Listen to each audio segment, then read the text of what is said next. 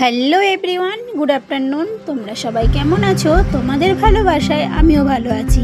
আর এটা তো দেখতেই পারলে, এটা ছিল কালকের ব্লগটা, তোমাদের সঙ্গে এখন শেয়ার করছি। কালকে দুপুরবেলায় মা মেয়ে চলে গেছিলাম গুরুদয়াতে, কারণ জানতেই কালকে গুড ফ্রাইডে ছিল, গুরু নানকের জন্মদিন। তো আমাদের বাড়ির পাশেই ছিল গুরুদয়া, তো ওখানে প্রত্যেক বছরই ওরা খুব খাওয়ায় বা সবাইকে খাওয়ায়। তো আজকেও চলে গেছিলাম সেখানে।